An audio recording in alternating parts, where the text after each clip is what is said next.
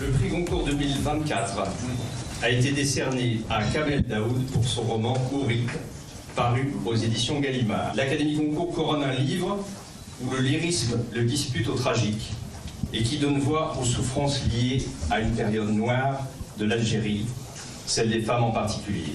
C'est l'histoire d'un livre, celui-ci, qui déchaîne la colère de l'Algérie. Le 4 novembre dernier, Kamel Daoud devenait le premier auteur franco-algérien lauréat du Goncourt.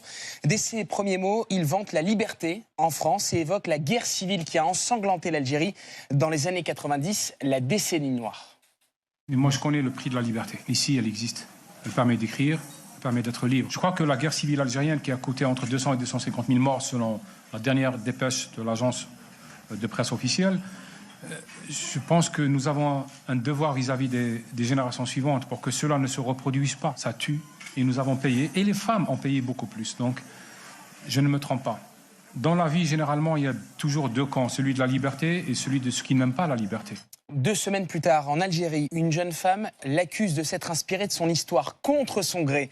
Comme son héroïne, elle a été victime d'un étranglement pendant la décennie noire. Elle porte depuis un dispositif médical pour parler. À la suite de ce traumatisme, dit-elle, elle a été suivie par une psychiatre qui est la femme de Kamel Daoud. Elle a témoigné sur une chaîne de télévision algérienne.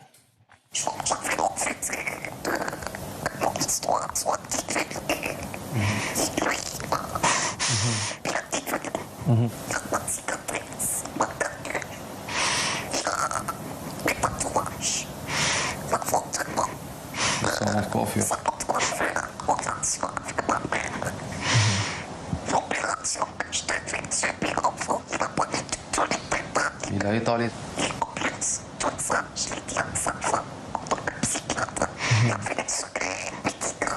Cette affaire tombe en pleine crise diplomatique entre la France et l'Algérie après le rapprochement franco-marocain.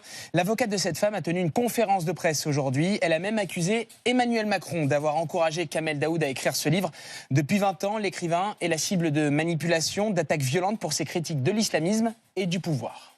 Ce qui me met en colère, c'est qu'il y a une cabale de la dictature algérienne contre Kamel Daoud. Kamel Daoud, il dérange en Algérie, il dérange les islamistes. Il a été menacé quand même très longtemps par les islamistes. Il dérange le régime, la dictature algérienne. Tout est cousu de fil blanc de cette affaire. L'avocate de cette dame qui accuse Kamel Daoud, en fait qui accuse l'épouse de Kamel Daoud, elle est notoirement proche du régime. Le type qui l'interviewait, cette dame à la télé algérienne, il était dans la campagne de Tebboune, il fait partie du système. C'est absolument dégueulasse. Finalement, on a perdu toute dignité dans cette affaire. Kamel Daoud, installé en France, est visé par une deuxième plainte en Algérie pour violation de la loi sur la réconciliation nationale. De l'autre côté de la Méditerranée, l'évocation de la décennie noire qui a coûté la vie à plusieurs centaines de milliers de personnes est interdite. On ne parle plus là-bas officiellement de guerre civile d'ailleurs, mais plutôt de blessure de la tragédie nationale. L'écrivain a toujours critiqué cette omerta, ce qui lui vaut d'être censuré en Algérie. Ce qui est majeur aujourd'hui en Algérie, et naturellement le régime algérien joue là-dessus, c'est la question du nationalisme. Or, ce qu'a montré cette période de décennie sanglante, ce sont des fractures dans la société algérienne, des fractures très graves, qui ont du mal, des plaies. Donc l'objectif numéro 1, effectivement, c'était la recherche perpétuelle de l'homogénéité et du consensus. Et donc toute voix, disons, qui vient contrecarrer cette homogénéité et ce consensus, est perçue comme dissidente et dangereuse pour un récit national unifié. Le week-end dernier, Kamel Daoud a été banni du Salon du Livre à Alger. Dans un communiqué, son éditeur Antoine Gallimard dénonce de violentes campagnes diffamatoires organisées par certains médias proches d'un régime dont nul n'ignore la nature. Nous avons joint le lauréat du prix Goncourt, Kamel Daoud, qui nous a livré pour seul commentaire. En France, nous sommes dans un pays de droit et c'est à la justice de trancher.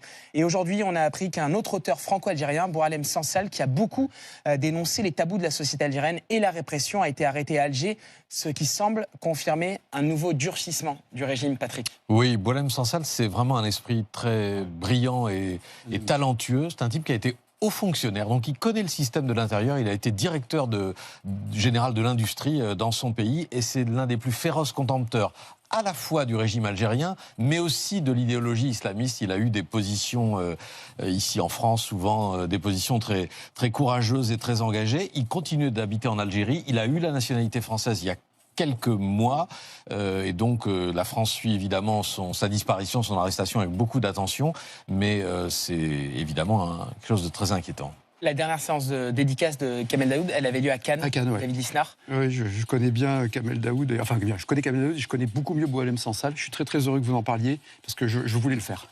Et Boualem Sansal, c'est un esprit libre, c'est un homme objectif. Après, il est engagé, mais c'est surtout une langue exceptionnelle.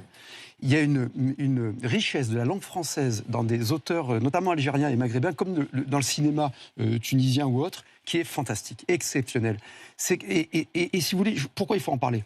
Parce que ça devient diplomatique. Il est franco-algérien, Boualem Sansal. Son arrestation est absolument honteuse. Si elle est confirmée, elle semble confirmée. C'est vraiment... le régime algérien, c'est aux Algériens de régler leurs problèmes, mais il n'empêche que là, c'est aussi un ressortissant français. C'est un immense esprit, c'est un sommet de littérature. Vous lisez Le village de l'Allemand, vous lisez bien sûr 2084. Et pour revenir à Kamel, donc il faut c'est un roman d'anticipation. Mais extraordinaire que le président de la République prenne une position forte. Alors pour une fois, c'est rare, je dis qu'ils doivent s'exprimer. Mais là, c'est important qu'ils s'expriment. C'est très très important. Et si la France a encore quelque chose à dire au monde, c'est de défendre les artistes, la littérature, la liberté. D'entendre Kamel Daoud parler de l'état de droit, de dire ça fait du bien quand même, de dire voilà quand même en France on a quand même de la liberté quoi. Voilà. Et on a même le droit d'être complotiste, vous voyez, donc ça veut dire qu'on est libre. Et non mais c'est important. Emmanuel Macron se dit très préoccupé, il l'a fait savoir. Oui, mais il faut, je crois, aller beaucoup plus loin. Je pense que cette femme serait restée anonyme, elle ne serait pas devenue aussi connue si elle n'avait pas décidé de se mettre en avant malgré tout le drame qu'elle a subi. Je trouve ça assez sordide et il faut soutenir Kamel Daoud et Boualem Sansal. Je pense que c'est très très important et que c'est même vital.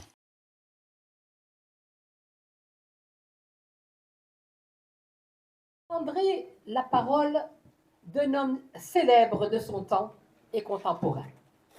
Je n'irai pas à Canossa, car je suis une femme libre, indépendante et n'obéissant ni au doigt ni à l'œil, sauf à ma conscience, à mon devoir et à Dieu. Et pour finir, je dirais, c'est le pèlerin qui va à la Mecque, c'est pas la Mecque qui va au pèlerin.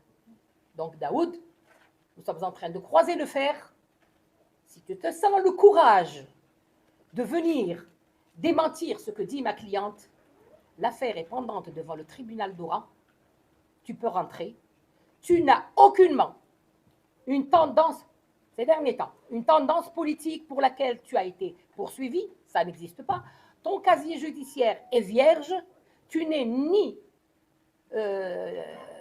politiquement réprimé, ni toi, ni ta femme. Alors venez vous expliquer ici et après, on verra les suites. Entre nous, nous avons le prétoire pour nous réunir sans jamais nous unir.